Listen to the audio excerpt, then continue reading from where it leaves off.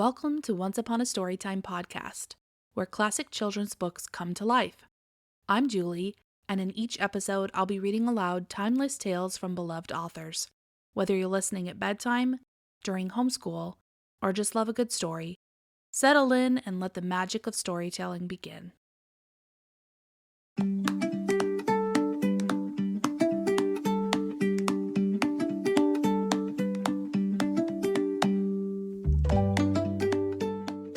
The Tale of Mr. Todd by Beatrix Potter. I have made many books about well-behaved people. Now, for a change, I am going to make a story about two disagreeable people called Tommy Brock and Mr. Todd. Nobody could call Mr. Todd nice. The rabbits could not bear him. They could smell him half a mile off. He was a wandering habit, and he had foxy whiskers. They never knew where he would be next. One day he was living in a stick house in the coppice, causing terror to the family of old Mr. Benjamin Bouncer. Next day he moved into a pollard willow near the lake, frightening the wild ducks and the water rats. In winter and early spring he might generally be found in an earth amongst the rocks at the top of Bull Banks, under Oatmeal Crag. He had half a dozen houses, but he was seldom at home. The houses were not always empty when Mr. Todd moved out, because sometimes Tommy Brock moved in without asking leave. Tommy Brock was a short, bristly, fat, waddling person with a grin. He grinned all over his face. He was not nice in his habits. He ate wasp nests and frogs and worms, and he waddled about by moonlight digging things up. His clothes were very dirty, and as he slept in the daytime he always went to bed in his boots. And the bed which he went to bed in was generally Mr. Todd's. Now, Tommy Brock did occasionally eat rabbit pie, but it was only very little young ones occasionally, when other food was really scarce. But he was friendly with old Mr. Bouncer. They agreed in disliking the wicked otters and Mr. Todd. They often talked over that painful subject. Old Mr. Bouncer was stricken in years. He sat in the spring sunshine outside the burrow in a muffler, smoking a pipe of rabbit tobacco. He lived with his son Benjamin Bunny and his daughter-in-law Flopsy, who had a young family. Old Mr. Bouncer was in charge of the family that afternoon because Benjamin and Flopsy had gone out. The little rabbit babies were just old enough to open their blue eyes and kick. They lay in a fluffy bed of rabbit wool and hay in a shallow burrow, separate from the main rabbit hole. To tell the truth, old Mr. Bouncer had forgotten them. He sat in the sun and conversed cordially with Tommy Brock, who was passing through the wood with a sack and a little spud which he used for digging, and some mole traps. He complained bitterly about the scarcity of pheasants' eggs and accused Mr. Todd of poaching them, and the otters had cleared off all the frogs while he was asleep in winter. "I have not had a good square meal for a fortnight. I am living on pig nuts.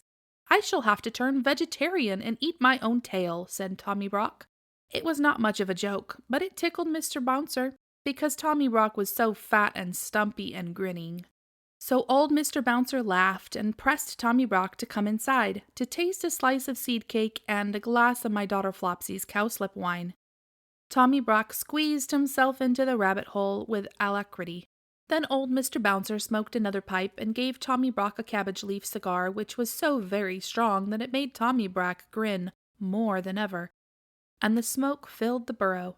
Old Mr. Bouncer coughed and laughed, and Tommy Brock puffed and grinned, and Mr. Bouncer laughed and coughed and shut his eyes because of the cabbage smoke. When Flopsy and Benjamin came back, old Mr. Bouncer woke up. Tommy Brock and all the young rabbit babies had disappeared. Mr. Bouncer would not confess that he had admitted anybody into the rabbit hole, but the smell of badger was undeniable. And there were round, heavy footmarks in the sand. He was in disgrace. Flopsy wrung her ears and slapped him. Benjamin Bunny set off at once after Tommy Brock. There was not much difficulty in tracking him. He had left his footmark and gone slowly up the winding footpath through the wood. Here he had rooted up the moss and wood sorrel. There he had dug quite a deep hole for dog darnel, and had set a mole trap. A little stream crossed the way. Benjamin skipped lightly over dry foot. The badger's heavy steps showed plainly in the mud. The path led to a part of the thicket where the trees had been cleared. There were leafy oak stumps and a sea of blue hyacinths.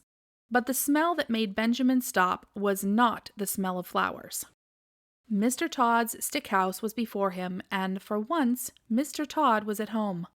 There was not only a foxy flavor and proof of it, there was smoke coming out of the broken pail that served as a chimney. Benjamin Bunny sat up, staring. His whiskers twitched. Inside the stick house, somebody dropped a plate and said something. Benjamin stamped his foot and bolted. He never stopped till he came to the other side of the wood. Apparently Tommy Brock had turned the same way. Upon the top of the wall, there were again the marks of badger, and some ravelings of a sack had caught on a briar. Benjamin climbed up over the wall into a meadow. He found another mole trap newly set. He was still upon the track of Tommy Brock. It was getting late in the afternoon. Other rabbits were coming out to enjoy the evening air. One of them in a blue coat by himself was busily hunting for dandelions. "Cousin Peter! Peter Rabbit! Peter Rabbit!" shouted Benjamin Bunny. The blue-coated rabbit sat up with pricked ears. "Whatever is the matter, Cousin Benjamin? Is it a cat or John Stout Ferret?" "No, no, no! He's bagged my family, Tommy Brock, in a sack. Have you seen him?" "Tommy Brock? How many, Cousin Benjamin?" "7, Cousin Peter, and all of them twins. Did he come this way? Please tell me quick." Yes, not 10 minutes since. He said they were caterpillars. I did think they were kicking rather hard for caterpillars. Which way has he gone, Cousin Peter?" "He had a sack with something live in it. I watched him set a mole trap." "Let me use my mind, Cousin Benjamin. Tell me from the beginning." Benjamin did so. "My Uncle Bouncer has displayed a lamentable want of discretion for his years," said Peter reflectively. "But there are 2 hopeful circumstances. Your family is alive and kicking, and Tommy Brock has had refreshment. He will probably go to sleep and keep them for breakfast. Which way?" "Cousin Benjamin, compose yourself. I know very well which way. Because Mr. Tod was at home in the stick house, he has gone to Mr. Tod's other house at the top of Bull Banks. I partly know because he offered to leave any message at Sister Cottontail's. He said he would be passing. Cottontail had married a black rabbit and gone to live on the hill." Peter hid his dandelions and accompanied the afflicted parent, who was all of a twitter. They crossed several fields and began to climb the hill. The tracks of Tommy Brock were plainly to be seen. He seemed to have put down the sack every dozen yards to rest. "He must be very puffed. We are close behind him, by the scent. What a nasty person," said Peter. The sunshine was still warm and slanting on the hill pastures. Halfway up, Cottontail was sitting in her doorway, with 4 or 5 half-grown little rabbits playing about her, one black and the others brown. Cottontail had seen Tommy Brock passing in the distance. Asked whether her husband was at home, she replied that Tommy Brock had rested twice while she watched him. He had nodded and pointed to the sack and seemed double up with laughing. "Come away, Peter, he will be cooking them. Come quicker," said Benjamin Bunny. They climbed up and up. He was at home. I saw his black ears peeping out of the hole. They lived too near the rocks to quarrel with their neighbors. "Come on, Cousin Benjamin." When they came near the wood at the top of Bull Banks, they went cautiously. The trees grew amongst heaped-up rocks, and there, beneath a crag, Mr. Tod had made one of his homes. It was at the top of a steep bank. The rocks and bushes overhung it. The rabbits crept up carefully, listening and peeping. This house was something between a cave, a prison, and a tumble-down pigsty. There was a strong door, which was shut and locked. The setting sun made the window panes glow like red flame, but the kitchen fire was not alight. It was neatly laid with dry sticks, as the rabbits could see, when they peeped through the window. Benjamin sighed with relief. But there were preparations upon the kitchen table which made him shudder. There was an immense empty pie dish of blue willow pattern, and a large carving knife and fork, and a chopper. At the other end of the table was a partly unfolded tablecloth, a plate, a tumbler, a knife and fork, salt cellar, mustard and a chair. In short, preparation for one person's supper. No person was to be seen, and no young rabbits. The kitchen was empty and silent. The clock had run down. Peter and Benjamin flattened their noses against the window and stared into the dusk. Then they scrambled around the rocks to the other side of the house. It was damp and smelly and overgrown with thorns and briars. The rabbits shivered in their shoes. "Oh, my poor rabbit babies, what a dreadful place! I shall never see them again," sighed Benjamin. They crept up to the bedroom window. It was closed and bolted like the kitchen, but there were signs that this window had been recently open. The cobwebs were disturbed, and there were fresh dirty footmarks upon the window-sill. The room inside was so dark that at first they could make out nothing, but they could hear a noise, a slow, deep, regular snoring grunt. And as their eyes became accustomed to the darkness, they perceived that somebody was asleep on Mr. Todd's bed, curled up under the blanket. "He has gone to bed in his boots," whispered Peter. Benjamin, who was all of a twitter, pulled Peter off the window-sill. Tommy Brock's snores continued, grunty and regular from Mr. Todd's bed. Nothing could be seen of the young family. The sun had set. An owl began to hoot in the wood. There were many unpleasant things lying about that had much better have been buried. Rabbit bones and skulls, and chicken legs and other horrors. It was a shocking place and very dark. They went back to the front of the house and tried in every way to move the bolt of the kitchen window. They tried to push up a rusty nail between the window sashes, but it was of no use, especially without a light. They sat side by side outside the window, whispering and listening. In half an hour the moon rose over the wood. It shone full and clear and cold upon the house amongst the rocks, and in at the kitchen window. But alas, no little rabbits were to be seen. The moonbeams twinkled on the carving knife and the pie dish, and made a path of brightness across the dirty floor. The light showed a little door in a wall beside the kitchen fireplace. A little iron door belonging to a brick oven, of that old-fashioned sort that used to be heated with sticks of wood. And presently at the same moment, Peter and Benjamin noticed that whenever they shook the window, the little door opposite shook in answer. The young family were alive, shut up in the oven. Benjamin was so excited that it was a mercy he did not awake Tommy Brock, whose snores continued solemnly in Mr. Todd's bed. But there really was not very much comfort in the discovery. They could not open the window, and although the young family was alive, the little rabbits were quite incapable of letting themselves out. They were not old enough to crawl. After much whispering, Peter and Benjamin decided to dig a tunnel. They began to burrow a yard or two lower down the bank. They hoped that they might be able to work between the large stones under the house. The kitchen floor was so dirty that it was impossible to say whether it was made of earth or flags. They dug and dug for hours. They could not tunnel straight on account of stones, but by the end of the night they were under the kitchen floor. Benjamin was on his back, scratching upwards. Peter's claws were worn down.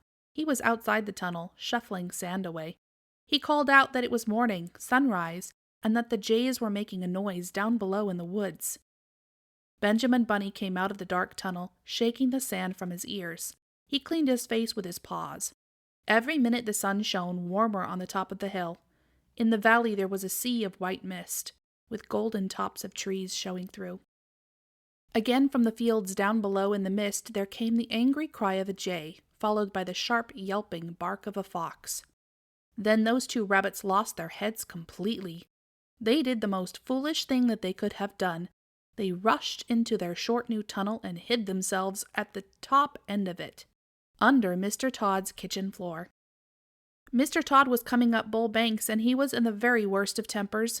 First, he had been upset by breaking the plate. It was his own fault, but it was a china plate, the last of the dinner service that had belonged to his grandmother, old Vixen Todd.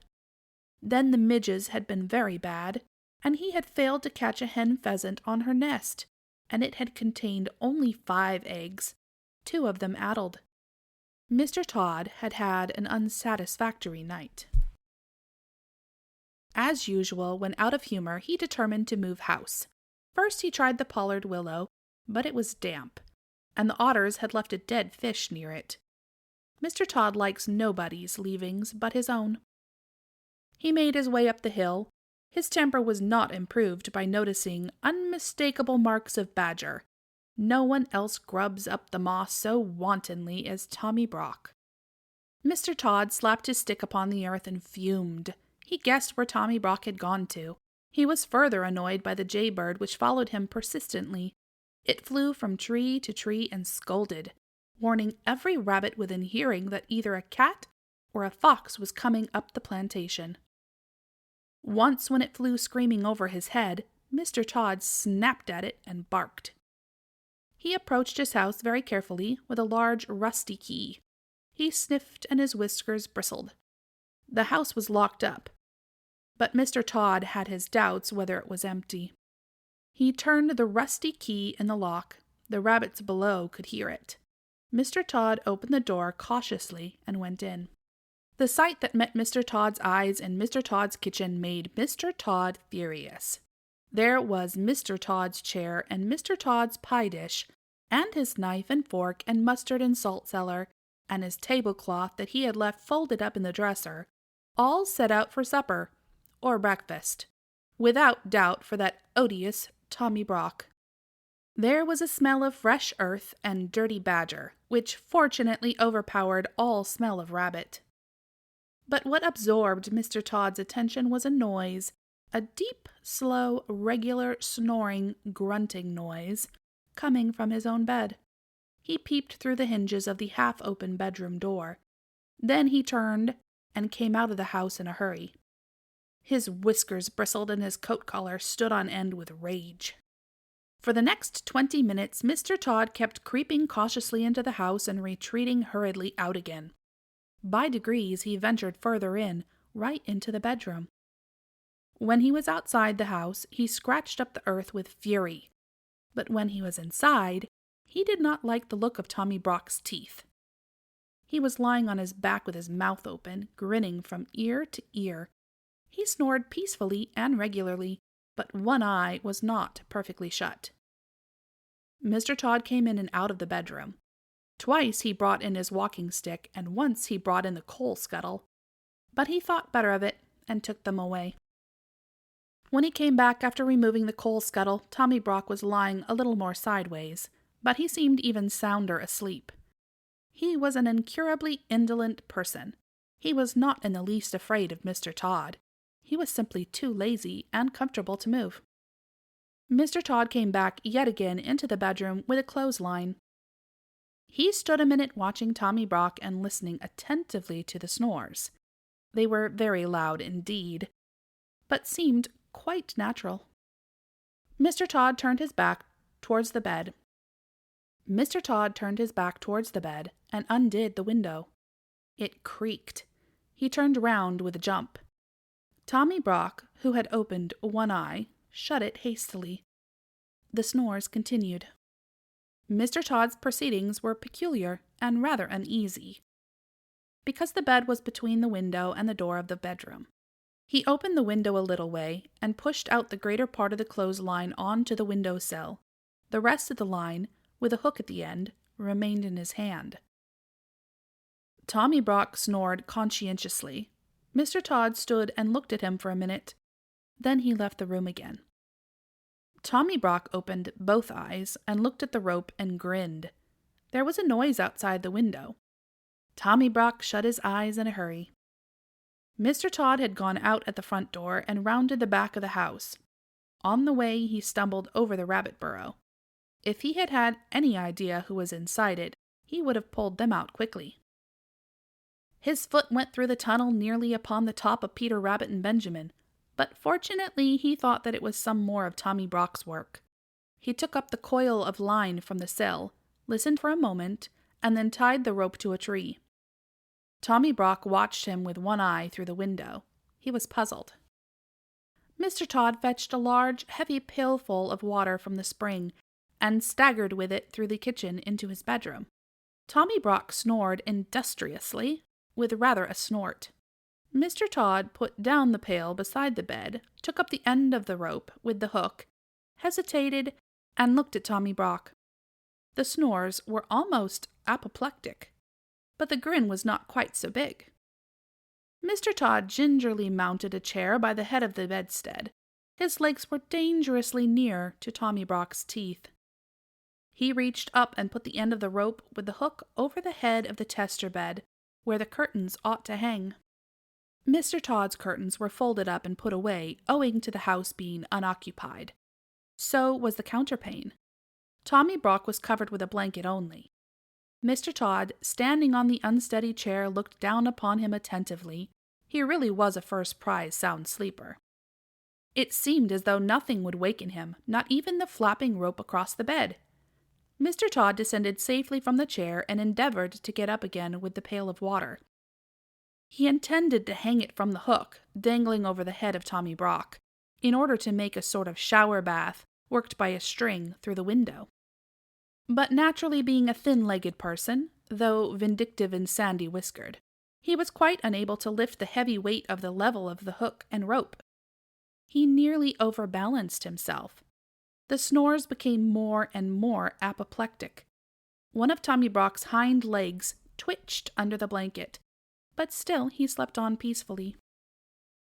Mr. Todd and the pail descended from the chair without accident.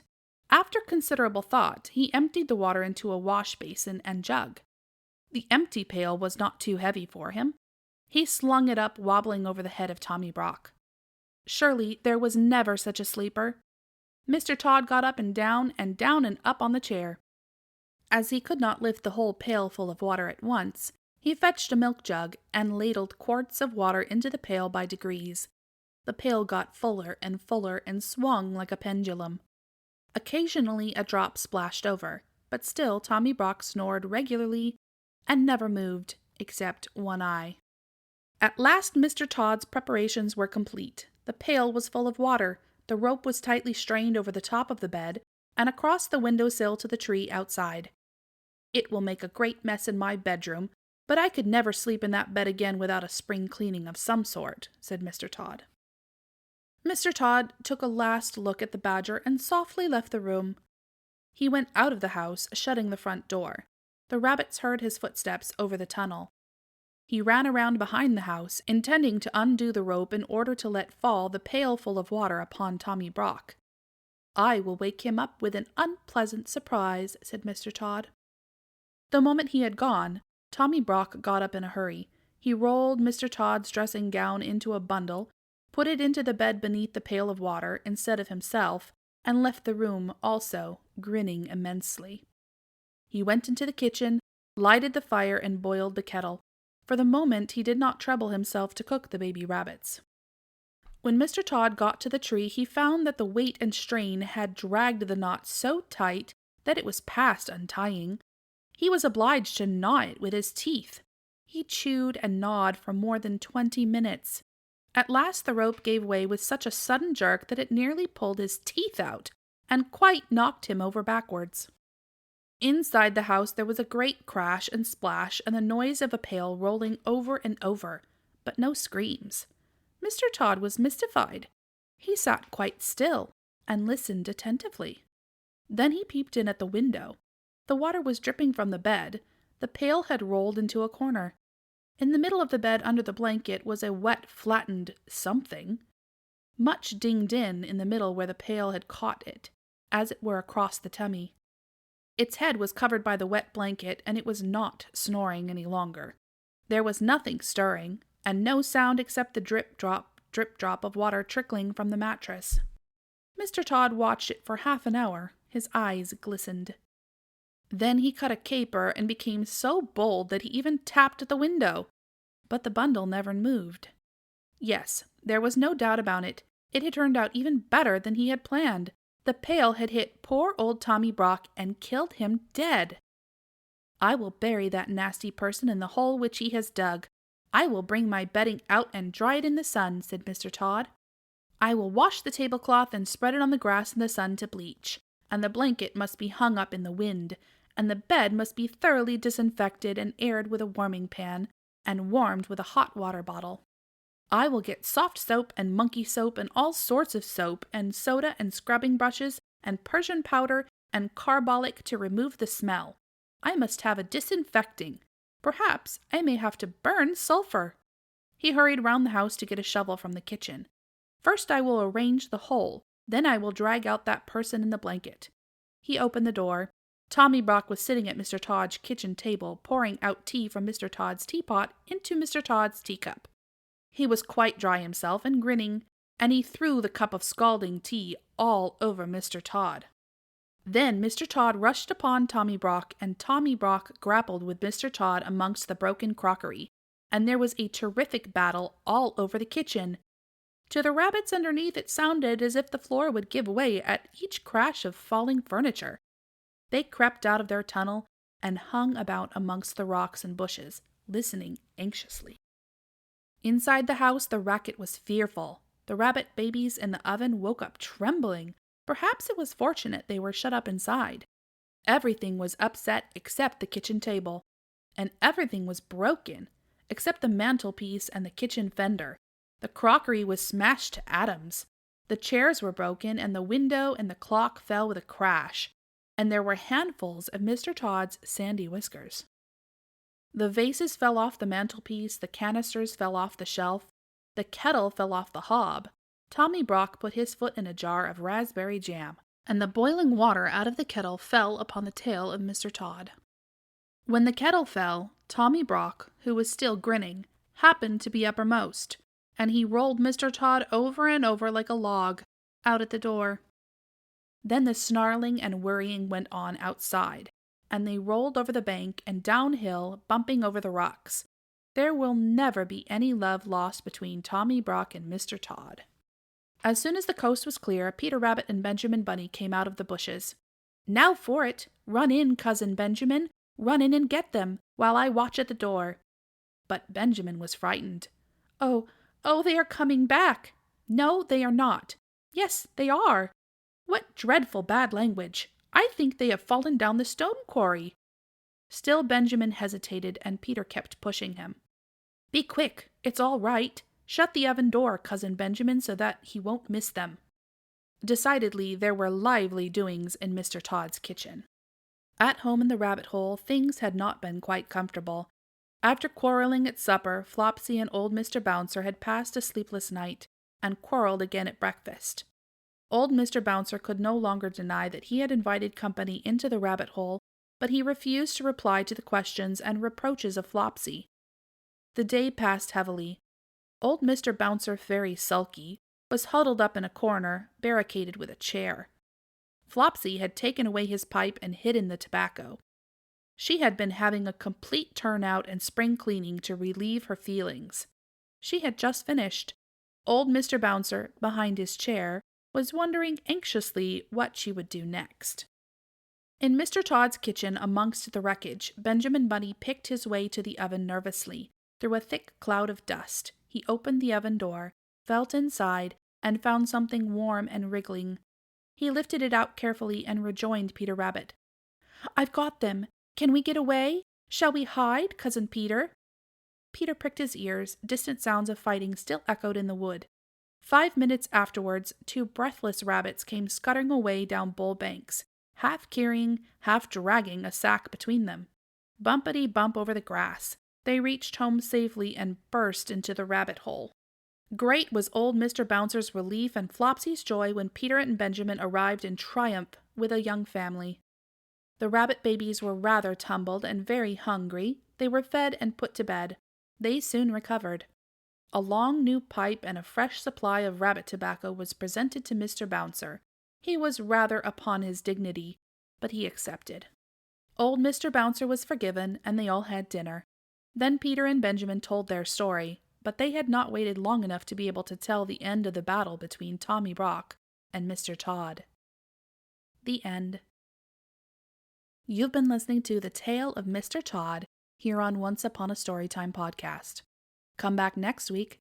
I've got so many more good books to share with you.